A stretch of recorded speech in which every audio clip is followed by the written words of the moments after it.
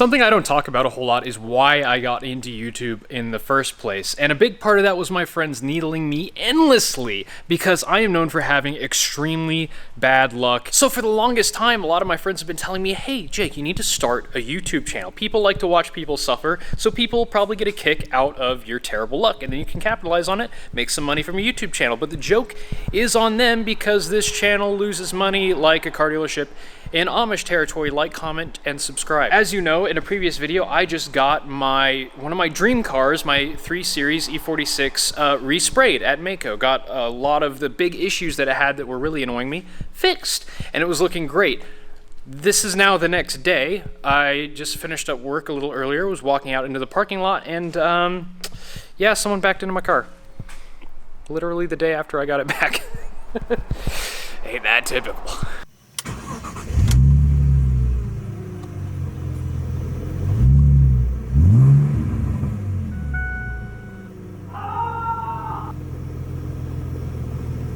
So here's what we're dealing with, and it's really not that bad. It could have been much worse. I'm guessing that someone was just backing up and just kind of gently nudged the front of the car here, but there's some scuffing on the rub strip here, and yeah, a bit here on the bumper, and my fingernail catches on that a little bit, so hopefully it's fixable. Fortunately, they did leave their insurance information under my wiper, so if a body shop is required, a body shop is what it will get, but I'm just going to try and fix it on my own. I don't want to, you know, go after her insurance if I don't have to, and I don't want yet another collision showing up on my Carfax. This is not Pokemon. You don't have to collect them all. I intend to keep this car forever and not sell it, but I still would like the satisfaction of a decent Carfax. I don't know why I care, honestly. Anyway, we're here at John Ross's humble garage, and detail dudes are here. We're gonna see if we can do something about this. And what's really cool about this is that we've got actually 2 of my dream cars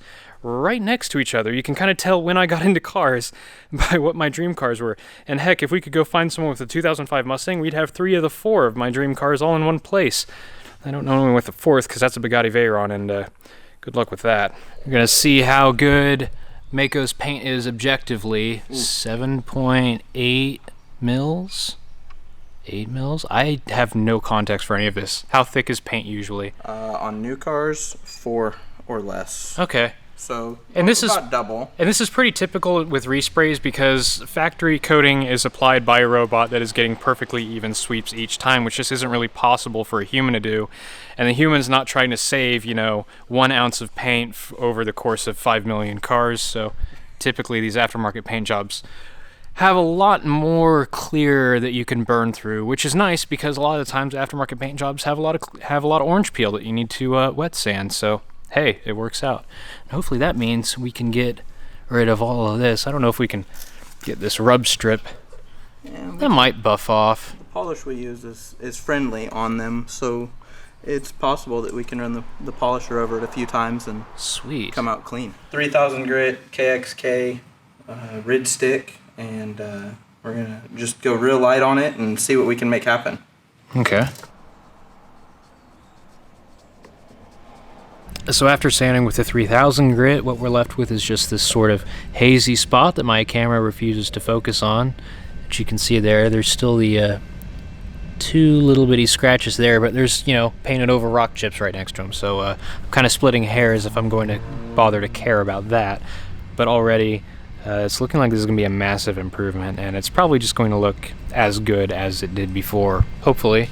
Now we just got to hit it with, is that a rotary or a dual action?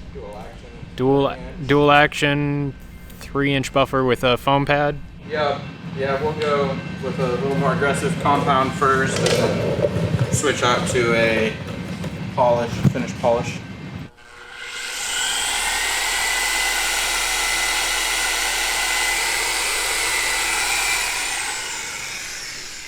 Uh-huh.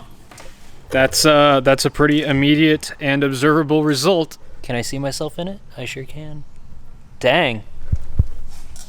It works. It sure does. Works an absolute trick. And what polish was that? That was my Optimum Intensive Polish. Perfect paint in a spray. Yep. Most paint is sprayed, though. Yes, this is true. And I can't see the scratch anymore either. I think it was right here. It was right about there. And it is just blended away. We'll hit it with the actual finishing polish here in just a second, and Just let that dwell for a minute. yeah, I mean, it just, I've got to clean the pad. Ah. Get rid of the more aggressive abrasives in the intensive polish and go with the hyper polish. So I think that's fixed. Cannot tell that anything ever happened. I mean, if you get a light right on here and look, you can see all the imperfections from, the mediocre prep, but you can also see the ever so slight horizontal scrapes, but really nothing that anyone would ever notice. And on a car that I just want to be a 10-footer, I mean, from over here,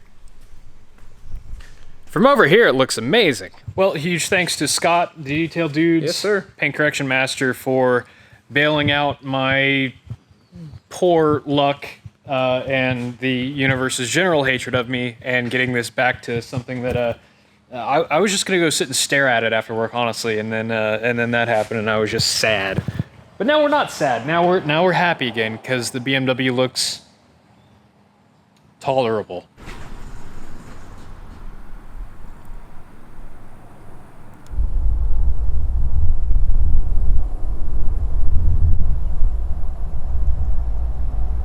Wow, suddenly we're back at the shop because I don't really know how to end this video, so let's take a look at the fleet. Let's see what the status of the fleet is. It's gotten really big, actually.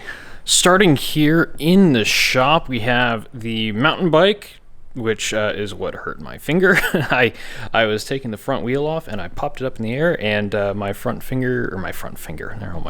middle finger got caught in the front brake rotor and took my fingernail off and messed my stuff all up. We've got the Ryobi 40-volt cordless mower. I still love that thing. We've got the Ducati still wearing its Novice Division Track Day sticker. Haven't touched it since the track day, really. Got a few things that I'd like to do to this before the next one, though, including some bar risers and some braided brake lines.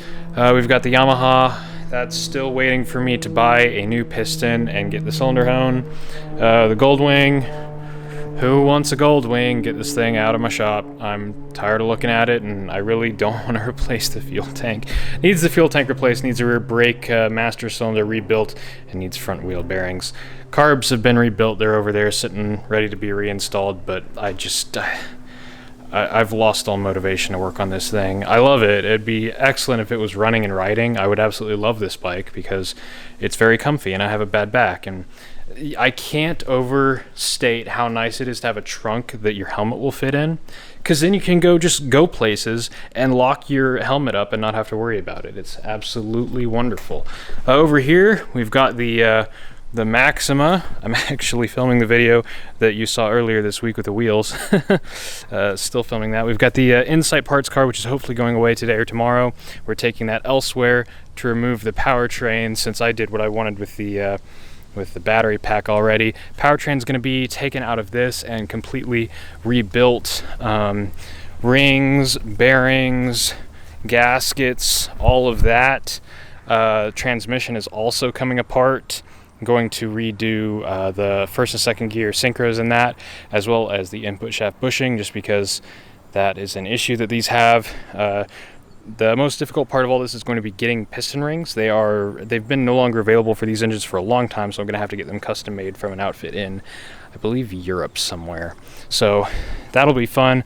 The goal is just to make my Honda Insight as nice as they can really get.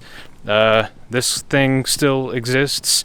Video hopefully coming soon with this. Might film it tomorrow, actually. I need to do something with this and get it gone. Yep, it's neat, but I just have so little use for it. The Buick, some parts I thought would work for it. Turns out they're not going to work for it, so we will, I'll have to figure out another plan there, buy some more parts, spend even more money. The Giant head unit is probably going away. I'd like to get an OEM one that works. The OEM one that was in this when I got it, the volume knob was broken, and that's the coolest part of the whole thing. I mean, the volume knob worked when you turned it, but it didn't work when you pushed the button on the steering wheel, and that's the best feature in the whole car. The Scion TC tried to kill me the other day, so video on that soon. I parked it after that and haven't touched it since. Yeah. BMW? Yep, it's here now. I'm cleaning out the garage so I can park it in here. Got some parts in there for a future video. The Miata, I was daily driving this while the BMW was in the body shop. It works, leaks a ton of oil. I'd really like to redo this clear coat at some point. Look, little kitty paw prints. And then the Insight, you guys hardly ever see this one because this is my wife's daily driver and she's usually at work or doing things when I'm making videos, so you don't really see this car very often. It still just works, really, ever since replacing the battery with the one in the parts car. It's just been trucking right along. Absolutely wonderful car. She's out of town right now, which is why it's actually sitting here. She went with a friend, so it means I get to drive this. This is, I daily this thing every available opportunity. Absolutely love it. It's such a unique and cool piece of history. And the seats are fairly comfortable to me. I really like firm seats. I think that's why I appreciate this E46 so much. I actually find the seats in the Buick to be extremely uncomfortable, and I don't really drive it that much, partially because of that, and partially because it gets 12 miles per gallon. Though, because I'm a huge nerd, I track all of my fill-ups in an app on my phone, and I track that, and I track this, and these two are almost the exact same cost per mile because E85 is so much cheaper than 91. And I usually use my Dillon's fuel discount on this too, so I bet this actually costs more per mile than that does if you're just getting gas at regular places. I'm actually kind of curious. I wonder what this would get on E85 or whatever.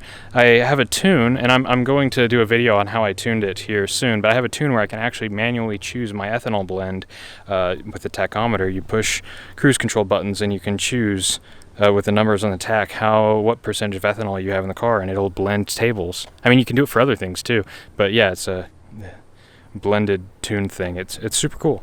Well, there we go. Disaster averted. We got to go hang out with Scott a little bit, and you guys got a little bit of an update on all the cars. So join me next week for more stuff, I guess. Thanks for watching.